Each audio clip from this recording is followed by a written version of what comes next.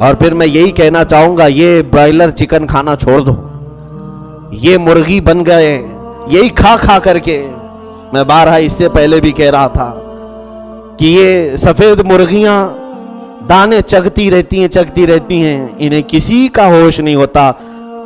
بغل والی مرغی کو کسائی کاٹتا رہتا اور یہ چاول کھانے میں مصروف رہتی ہیں، اور کٹنے والی مرغی 2-3 بار کے علاوہ چلاتی بھی نہیں ہے، کٹ بھی جاتی ہے آرام سے، اور جب اسے کسائی پکڑتا ہے تو ڈیفنس بھی نہیں کرتی، بڑی آسانی سے مل بھی جاتی ہے۔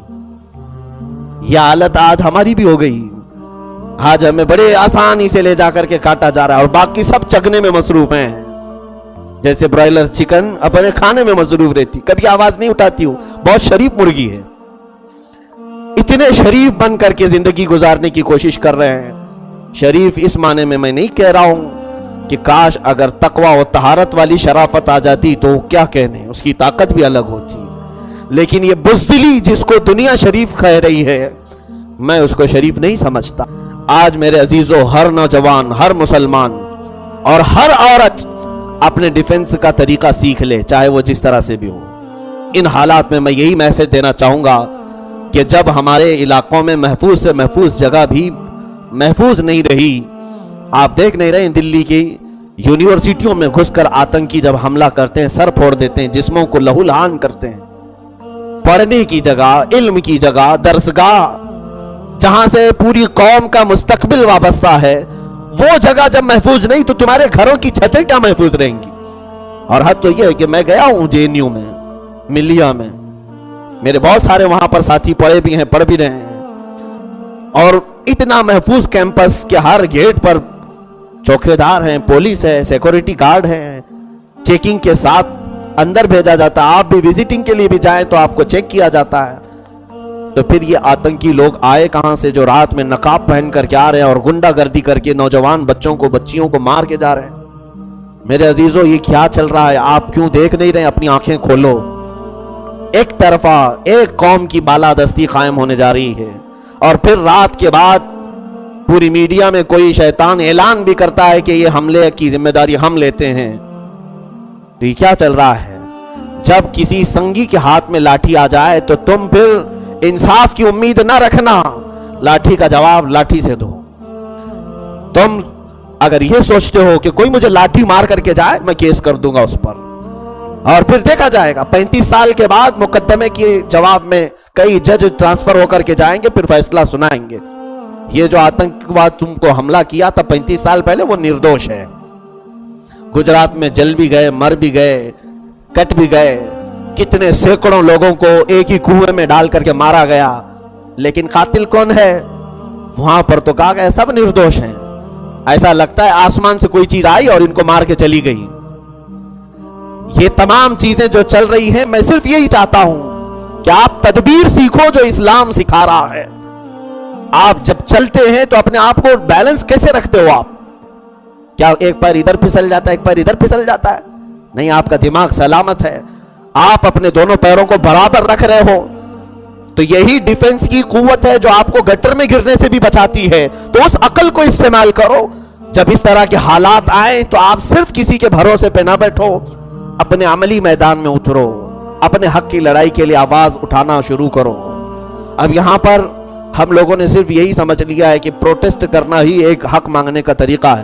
یہ تو ہم کر رہے ہیں، ہر جمعہ کر رہے ہیں، یہ تو ہم اپنی ناراضگی کو دکھا رہے ہیں، اور حکومت کو بھی عادت سی پڑ گئی ہے، عادت سی پڑ گئی ہے، سب کا پروٹیسٹ دیکھنے کی عادت سی پڑی ہوئی ہے۔ میں ان تمام چیزوں کی بات نہیں کر رہا ہوں، مستقبل میں آنے والے حالات میں اللہ نہ کرے کہ اگر تمہارے ساتھ برا ہونے جائے تو تم اگر رات بھر انتظار کرتے رہ جاؤ، اس کو فون لگا کر، اس کو فون لگا کر، کوئی تو آئے میری مدد کرنے کے لیے، تو میں سمجھتا ہوں یہ جانوروں سے بھی زیادہ گئی ہوئی زندگی ہے۔ ایک کتیا اپنے بچوں کی خود حفاظت کرتی ہے، وہ کسی دوسرے کتے کو بلاتی بھی نہیں ہے۔ اس کے پاس جتنے بچے ہیں چھو کر کے دکھاؤ، اس کو ٹکر مار کر کے تو دیکھو، وہ خود ڈیفنس جانتی ہے۔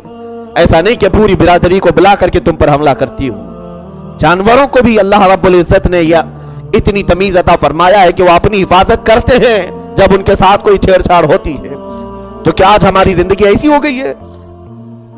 ہم اپنا ڈیفنس سیکھے ہوتے اور پھر صحیح طریقے سے آتنکیوں کا جواب دیے ہوتے، آج یہ حالات نہیں ہوتے۔ جتنے سنگھی ہوں کہ بجرنگی ہوں، کیا آتنک نہیں بچائے یہ لوگوں نے؟ پوری دہشت نہیں پھیلائے ہیں؟ حیرت کی بات ہے، آج پوری میڈیا دیکھ رہی ہے، نقاب پہن کر کے جامعہ میں اور یونیورسٹیوں میں داخل ہوئے۔ اب تک نقاب والے صرف لشکر طیبہ کو دکھاتے تھے، نقاب پہنے ہوئے کوئی مرد اگر کہیں حملہ کر رہے ہوں تو صرف اور صرف ہم وہ پاکستانی دہشت گردوں کو دیکھتے تھے۔ لیکن یہ تو حد ہو گئی کہ یہ دیش بھکت کب سے نقاب پہننے لگ گئے؟ دیش بھکتی کا راگ الاپنے والے نقاب کی ضرورت کیوں آئی؟ وہ بھی رات کے وقت اندھیرے میں نقاب پہن کر کے آنے والا دیش بھکت ہے۔ ہمیں یہ تمام چیزوں کو گمراہ کیا جا رہا ہے اور اس پر میڈیا ملمہ سازی کرنے کے لیے بھی تیار ہے، اس لیے کہ خریدی ہوئی میڈیا نہیں ہے، اب یہ موڈیا ہے، صرف اور صرف ایک ہی شخص کی بات کرنے والی۔ آج کے حالات میں تدبیر کی بات آپ سے کر رہا ہوں۔ تدبیر کیا چیز ہے اس کو سن لو، آخری میری جملے ہیں۔ میں نے بغداد کے وہ ہلاکو کی بات بھی بتائی تھی آپ کو کہ جب ہلاکو ختم کرنے کے لیے آیا بغداد کو، 2 مرتبہ ایسا ہوا کہ اس وقت موجود ایک بزرگ نے صرف اپنی کھٹوری پلٹ کر کے سب کی حفاظت فرمائی تھی۔ بغداد ہلاکو کی فوجیوں کو نظر تک نہیں آیا تھا، لیکن تیسری مرتبہ جب ہلاکو بغداد میں داخل ہونے لگا، پوری قوم پھر آئی اس بزرگ کے پاس، اللہ والے تھے، کہا بچا لیجئے، آپ بچا لیجئے۔ وہ ہر بار کیا کرتے تھے؟ اپنی کھٹوری پلٹ دیتے تھے اور پورا بغداد ظالموں کو دکھتا ہی نہیں تھا۔ اس بار جب وہ کھٹوری پلٹ رہے تھے، رب تعالیٰ کی طرف سے انہیں ندا آئی کہ اے بندے، کب تک تم انہیں کھٹوری پلٹ کر بچاؤ گے؟ انہیں تدبیر کرنے کے لیے چھوڑا گیا تھا، 2 مرتبہ میں بھی اپنے عملی میدان میں نہیں آ سکے تو انہیں چھوڑ دو ان کی حالت پر۔ تو اس بزرگ نے اپنی کھٹوری نہیں پلٹی۔ اس کے بعد پھر جو ہوا حشر وہ آج بھی تاریخ میں موجود ہے۔ اتنی ہلاکت مچائی تھی وہاں پر ظالم بادشاہوں نے کہ مسلمانوں کی کھوپڑیوں سے اس نے مینار تعمیر کر دیے تھے۔ جب تم عملی میدان میں نہیں آؤ گے تو اللہ رب العزت کی خاصان الہی جو ہیں، اولیاء کاملین ہیں، ان کو بھی مدد کرنے کا حکم نہیں ہوتا۔ تمہارا مطلب یہ، میرا مطلب یہ نہیں ہے کہ یہ مدد نہیں کرتے، میرا مطلب یہ ہے کہ تم صبح سے شام تک گھر میں پڑے رہو، پیر پھیلا کر کے صبح بستر پر سوتے رہو، رات کو بیٹھ کر کے گپوں کی محفلیں لگائے رہو، اور پھر جا کر کے اجمیر محلہ میں کہو خواجہ ہمیں بچا لیں۔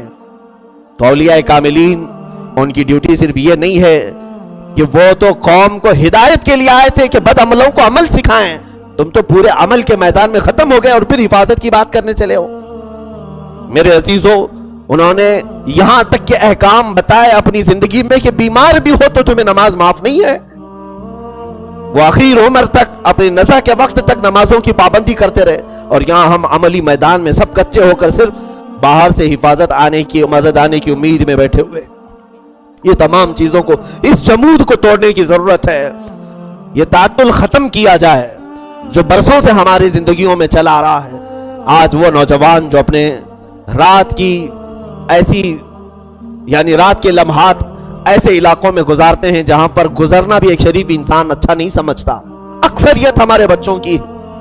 میرے عزیزو، اللہ رب العزت نے جو تمہیں جوانی عطا کی ہے، جو طاقت عطا کی ہے، جو قوت عطا کی ہے، کیا یہ رات بھر گیم کھیلنے کے لیے، رات بھر لوگوں سے چیٹنگ کرنے کے لیے؟ آج تمہارے گھر جلنے کے قریب آ گئے اور تمہیں احساس بھی نہیں ہو رہا ہے، دھواں اٹھ رہا ہے اور تم کہہ رہے ہو کہ یہ ساون ہے، ہمارے لیے جو ہے خیر کی ہوا ہوگی۔ یہ آج حالات ہیں ہمارے۔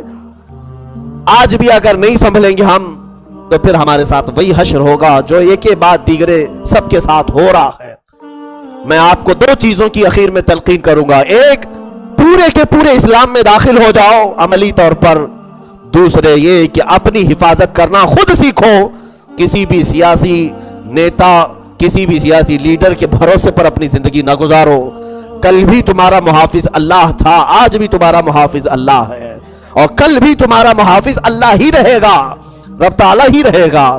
تم یہاں پر آس جو لگا کر بیٹھے ہو، کتنے ویڈیوز ہمارے پاس آ رہے ہیں، کچھ عورتیں رو رہی ہیں، کچھ بچے رو رہے ہیں، کچھ بوڑھے رو رہے ہیں کہ ہم نے یہاں فریاد لگائی، وہاں فریاد لگائی۔ میں یہی تو کہہ رہا ہوں کہ یہ فریاد لگانے کے دروازے ہی نہیں جہاں تم فریاد لگا رہے ہو، وہ ہے ہی نہیں تمہارے دروازے۔